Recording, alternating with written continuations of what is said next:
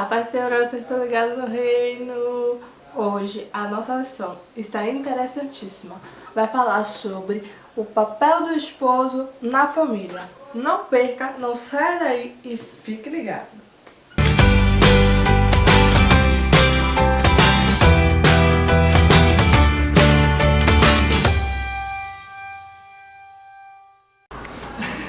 Se tá morando numa casa barata e rato, eu recomendo você sair dessa casa. Vamos lá. Peraí.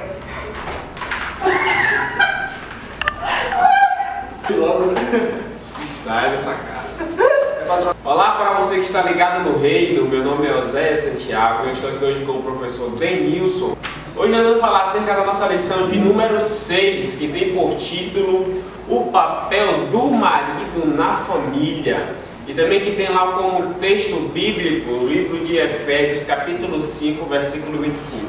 Professor Denilson, um dos aspectos e uma das coisas que a lição trata aqui é acerca da hierarquização, palavra bem difícil. O que quer dizer isso, hierarquização?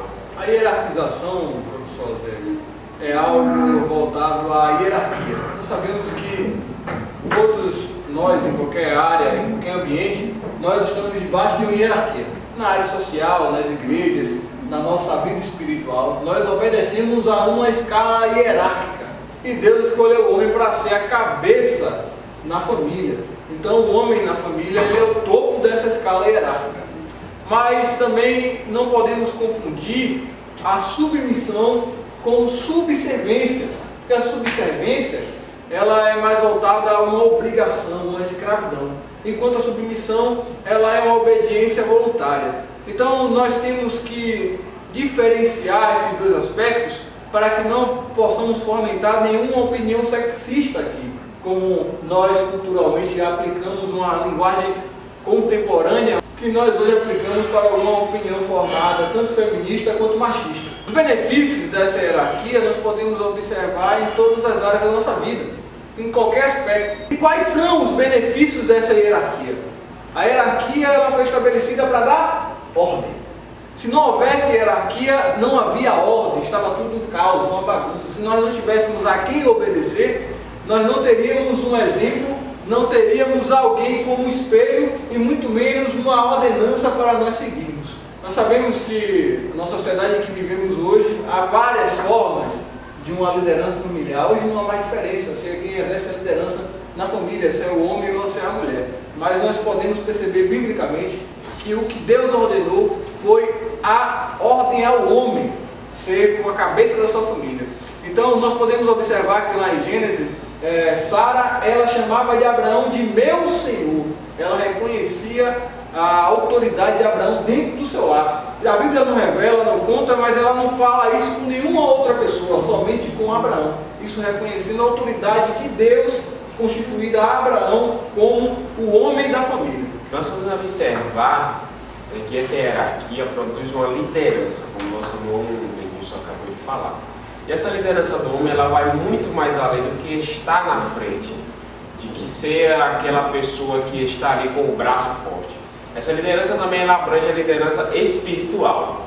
O homem, como cabeça da família, ele está ali também para ser esse líder espiritual, ou seja, procurar conduzir o máximo a sua família aos pés de Jesus Cristo, procurando levar ele ao máximo ao estar mais perto, da presença de Deus. Então o homem também ele tem essa posição como líder espiritual. Nós precisamos observar também como nosso irmão Denilson citou, o pai Abraão. Em todo momento ele estava ali também como um esposo, mas também como um líder espiritual, procurando a todo momento levar a sua esposa, levar todos os seus liderados, também que estavam com eles, à presença de Deus. O homem também ele tem um papel como líder também da sua esposa. E aí vale salientar que essa liderança, quando se trata da sua esposa, não é opressão. Já vista que a nossa esposa saiu da onde? Da costela, ela veio do nosso lado. A Bíblia coloca ela como nossa adjuntora. E como nossa adjuntora, nós devemos também amá-la. Essa liderança é no aspecto também amoroso. Nós, como homens, somos os provedores, ou seja, nós estamos ali para prover. Prover o que? O necessário, como já falamos, essa liderança espiritual. Prover o amor e também prover as questões também materiais dentro de uma casa. E também tem a liderança também no que tange os filhos. É de suma importância nós como os pais, como líderes de família, exercer um exemplo, né, principalmente para os nossos filhos. Até porque todo o primeiro aspecto que ele vai ter, todo o primeiro contato que ele vai ter acerca do que é sociedade, acerca do que é família, acerca do que é ser um bom exemplo, ele vai ter com você, que é pai, ele vai ter com você, que está ali com ele todo dia. Então é importante nós também sermos um líder para o nosso filho.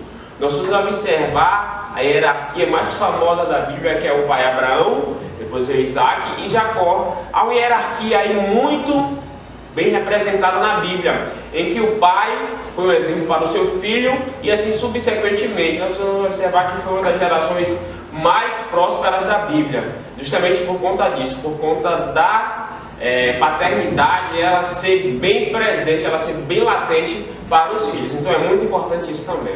Professor Zé, caso o pai não seja crente e apenas a mãe, essa liderança na família, ela passa automaticamente para a mãe? Não, professor Nilson, a liderança ela continua também com o homem, porque quando a Bíblia fala que o homem ele está como cabeça, essa liderança, né, essa hierarquização, ela não traz assim um cunho cristão ou não cristão. Então a liderança ela continua com o homem sim, mesmo ele não sendo cristão. Nós podemos perceber então que as palavras elas movem, mas os exemplos eles arrastam. É muito interessante, eu pude aprender nesse convívio familiar, na nossa história e tudo, é que depois da nossa vida, que a nossa vida, nosso aprendizado com os pais, isso pode ser comparado até com o próprio nosso relacionamento com Deus, é que sempre nós começamos o nosso relacionamento com aquele temor. Nós tememos os nossos pais, nós tememos aquela figura masculina na casa.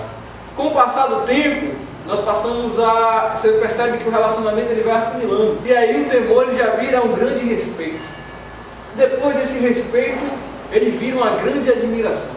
E a partir desse sentimento de admiração, nós podemos agora perceber a grandeza e a importância dessa figura de um lar. Assim também é o nosso relacionamento com o próprio Deus. Nós começamos esse relacionamento com um grande temor. Depois passamos a respeitá-lo da forma que ele é. E depois que passamos a conhecê-lo e prosseguir em conhecê-lo, nós passamos a admirá-lo. E quando nós admiramos, nós o seguimos sem precisar forçar, sem precisar impor. Então, esse é um dos aspectos que nos traz ao nosso terceiro tópico da lição, que é o contraste dessa liderança.